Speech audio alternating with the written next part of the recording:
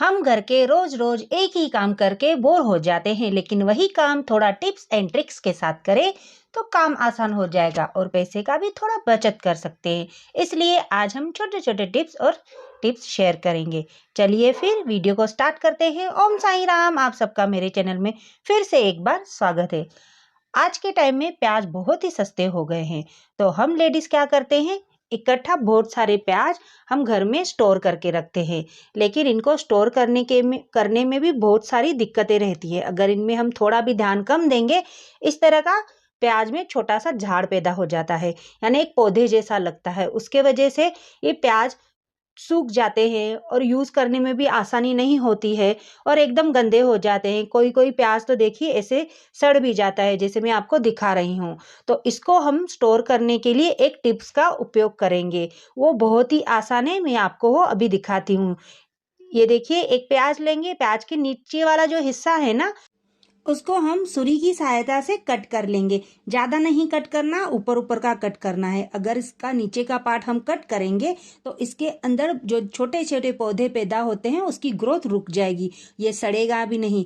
क्योंकि ये जो हम प्याज लेते हैं ना, ये नए होते हैं, जस्ट पैदा किए रहते हैं, इनकी ग्रोथ हुई होती है, तो ये थोड़े सूखे कम रहते हैं। गीले गीले प्याज में ऐसे पौधे आने की शक्यता ज़्यादा रहती है और इसे थोड़ी हमें धूप भी लगानी चाहिए।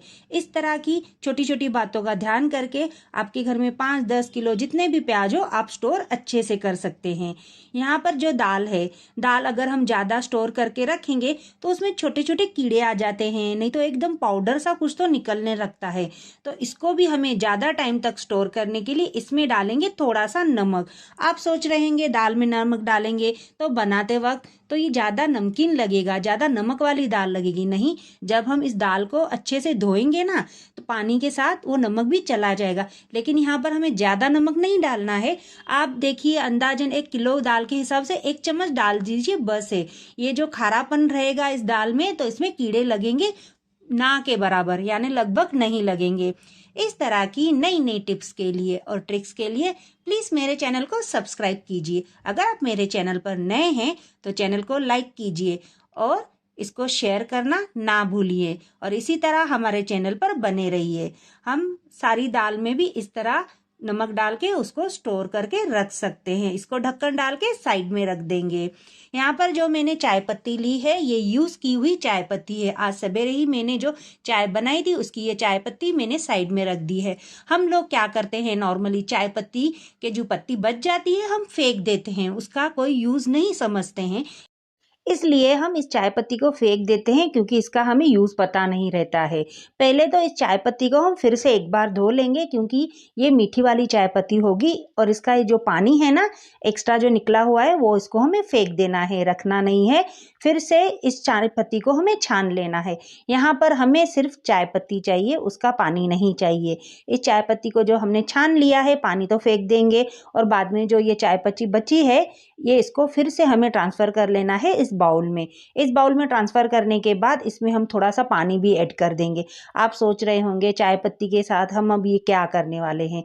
ये जो बन चुका है ना, ये रेमेडी जो हमने आज बनाई है, ये बहुत ही यूज़फुल है, वो भी सिर्फ पौधों के लिए। तो इसको अब हम पौधों में डाल देंगे, इससे पौधों की ग्रोथ भी अच्छी होगी और पौधे अच्छे से फले फूलेंगे। इसके लिए हमें चाय पत्ती आज से फेंकनी नहीं है। जब कभी भी बचे तो आप उसको पौधों में डाल दें, आपके पौधों की बहुत ही अच्छी ग्रोथ होगी और एक्स्ट्रा इसमें कुछ भी फर्टिलाइज़र डालने की आपको ज़रूरत नहीं पड़ेगी।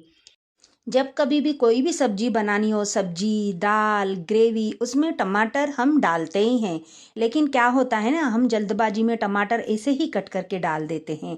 लेकिन क्या रहता है, इस वजह से हमारी जो ये सब्जी हम खा लेते हैं तो वो खाने के बाद सब्जी डाइजेस्ट नहीं होती, अनडाइजेशन का प्रॉब्लम रहता है, पित्त बढ़ जाता है।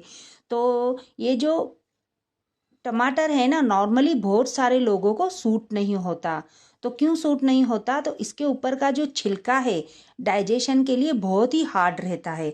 जब कभी भी हमें कोई भी सब्जी बनानी हो और उसमें टमाटर डालना नेसेसरी है, तो हम उस टाइम पे इस टमाटर के ऊपर का जो छिलका है ना, वो निकालने के बाद इस टमाटर को छोटे छोटे पीसेस में कट कर लीजिए, या उसकी आपको पेस्ट बना लेनी है तो पेस्ट भी बना लीजिए। बाद में आप सब्जी में डालेंगे तो डाइजेशन का जो भी प्रॉब्लम है या पित्त का प्रॉब्लम है वो नहीं होगा।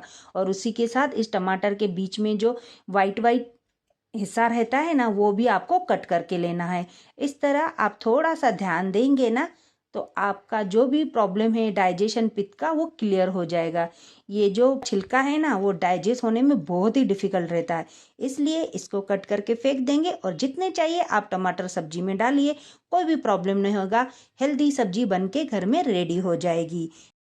इनमें से आपको कौन सी टिप्स ज़्यादा यूजफुल लगी, आप प्लीज़ मुझे कमेंट करके ज़रूर बताएं। हम जब कभी भी करेले बनाते हैं तो खाते वक्त बहुत ही कड़वे लगते हैं। कड़वे करेले की वजह से कोई भी घर में उसे ज़्यादा खाना पसंद नहीं करता। हमें ज़बरदस्ती करेले की सब्जी बच्चों को बड़ों को खाने के लिए देनी पड़ती है। यही करेले कड़वे ना लगे, इसके लिए पहले आप उसको बॉईल कर लीजिए थोड़ा सा नमक डाल के। बॉईल करते वक्त ही इन करेलों का कड़वापन है ना के बराबर हो जाएगा। ये बॉईल के टाइम पे ही आधे पक जाएंगे। इसको बाद में हमें ज़्यादा पकाने की ज़रूरत भी नहीं पड़ेगी। थोड़े से तेल में इसको हमें फ्राई करके लेना है। ऑलरेडी पके होने की वजह से करेले ज़्यादा तेल भी नहीं लेंगे। इसके लिए ये जो रेसिपी बनने वाली है ना, कम तेल में करेले की सब्जी बन के रेडी हो जाएगी। अगर आप इस तरीके से करेला बनाएंगे तो ज़्यादा झंझट भी नहीं होगा, इजीली आसानी से ये करेले की सब्जी बनकर रेडी हो जाएगी। अब इन करेलों को थोड़ी देर ढककर पकाएंगे, जैसे कि इनमें जो भी कच्चापन है वो निकल जाए और भी ज़्यादा ये सॉफ्ट लगे जब हम इसको खाने के लिए लेंगे। अब ढक्कन निकाल के देखेंगे, आप देख सकते हैं करेला का कलर भी चेंज हो गया है और आसानी से ये पक भी गया है। इधर मैं एक चम्मच डाल के दिखा रही हूँ, इसके अंदर करेले के अंदर ये चम्मच आर पार हो गया है। उसी कढ़ाई में सब तेल निकाल लेंगे, तो आधा चम्मच के बराबर तेल लेंगे, उसमें थोड़ी सी लहसुन डालकर उसको खुशबू आने तक पकाएंगे। लहसुन के साथ साथ यहाँ पर थोड़ा सा हरा धनिया भी डालेंगे। जब आप लहसुन हरा धनिया इकट्ठा इसको आप जब पकाएंगे ना, इसकी खुशबू इसकी टेस्ट करेलों में चार चांद लगा देगी। है तो बहुत ही आसान तरीका, लेकिन खाने का स्वाद बहुत ही बढ़िया है। इसी में फ्राई बॉईल किए हुए करेले डाल देंगे। इसके ऊपर रेगुलर वाले मसाले डाल दीजिए, जैसे कि रहते हैं लाल मिर्च पाउडर, हल्दी पाउडर, धनिया पाउडर। इन सारे मसालों को डाल के इसको हमें अच्छे से पका के थोड़ी देर के लिए फिर से ढककर 2 से 3 मिनट के लिए छोड़ देंगे। बाद में इसको आप परोठे के साथ, नान के साथ खाकर इंजॉय कर सकते हैं। ये रेसिपी बहुत ही आसान है और यहाँ पर ये करेले कड़वे ना लगें, इसके लिए यहाँ पर चाट मसाला डाल देंगे। चाट मसाला ना हो तो अमचूर पाउडर भी डाल दीजिए, या नहीं तो इमली का घोल बनाकर थोड़ा सा यहाँ पर 1 चम्मच डाल दीजिए। बाद में थोड़ा सा पानी इसके ऊपर डालेंगे, जैसे कि ये सारे मसाले एक दूसरे में मिक्स हो जाए। इस तरह ये करेले की सब्जी बनाएंगे तो आपको बहुत ही पसंद आएगी। सुई में धागा डालना यानी ये बहुत ही डिफ़िकल्ट काम है, क्योंकि सुई का जो होल होता है ना, वो बहुत ही छोटा होता है। उसके अंदर धागा डालना यानी पर्वत चढ़ने जैसा काम है, क्योंकि आज के टाइम में ना के बराबर हर एक की नज़र बहुत ही कमज़ोर हो गई है, क्योंकि हम सब लोग ज़्यादातर एक्टिव रहते हैं सोशल मीडिया पे, मोबाइल टीवी की वजह से, तो सबकी नज़र थोड़ी कमज़ोर हो गई है। और स्पेशली बड़े बुजुर्ग लोग हैं, उनको भी देखने में बहुत ही दिक्कत आती है। लेकिन सुई में धागा डालना तो बहुत नेसेसरी है, क्योंकि कोई भी काम सुई में धागे डालने के बिना नहीं होगा। तो यहाँ पर लेंगे हम सेफ्टी पिन, जो इसे सारी पिन भी कहेंगे। इसकी सहायता से आज हम सुई में धागा डालने वाले हैं। यहाँ पर हमें और एक चीज़ चाहिए होगी, वो भी छोटी वाली तार। अगर आपके पास तार ना हो तो झाड़ू में से भी आप इसको थोड़ा सा तोड़ के निकाल सकते हैं। यहाँ पर ये जो मैंने वायर ली है ना, ये मैंने झाड़ू से ही तोड़ के निकाली है। जो प्लास्टिक के झाड़ू आते हैं उनमें से ये वायर आसानी से आपको मिल जाएगी। वैसे तो सुई में धागा डालने के बहुत सारे टूल्स मार्केट में अवेलेबल है, लेकिन जल्दबाजी में हमें जब कभी भी सुई में धागा डालना हो तो कब जाएंगे मार्केट, कब वहाँ से हम ये टूल लाएंगे और यूज़ करेंगे। जब ये घर में हम बना सकते हैं आसानी से टूल, तो पैसे भी क्यों खर्च करें, जबकि ये वाला टूल हम घर में बना सकते हैं घर की चीज़ों से, वो भी फटाफट से 2 मिनट में आसानी से। यहाँ पर लेंगे सेफ्टी पिन। सेफ्टी पिन के ऊपर हम ये डाल लेंगे वायर जो हमने ली है। उसी के साथ यहाँ पर हमें चाहिए टेक्सो। ये टेक्सो टेप की सहायता से हमने इसके ऊपर जो सेफ्टी पिन के ऊपर वायर रखी है ना, वो इसके सहायता से हमें चिपकानी है, क्योंकि ये जो ऊपर की वायर है यानी छोटी वाली तार है, सेफ्टी पिन से हिले ना, अच्छे से फिक्स हो जाए जबकि इसमें हम धागा डालने के लिए करें। ये जो ऊपर की वायर है ना, आप अपनी सुविधा के हिसाब से छोटी बड़ी रख सकते हैं। इतनी इसकी साइज रखें जैसे आप इजीली इसके अंदर धागा डाल सकें। और उसके बाद सेफ्टी पिन से इसको हमें अच्छे से कवर करके लेना है। छोटी छोटी बातों का ध्यान रखकर आप ये टूल बना लीजिए। एक बार बनाएंगे आप इसका बार बार यूज़ करेंगे और उसी के साथ आपके पैसे की भी बहुत अच्छे से बचत हो जाएगी। इसको थोड़ा सा हमें टाइट और अच्छे से पैक करके लेना है, जैसे कि वायर हिलनी नहीं चाहिए। ये देखिए ना कितना क्यूट सा प्यारा सा यहाँ पर टूल बनके रेडी हो चुका है।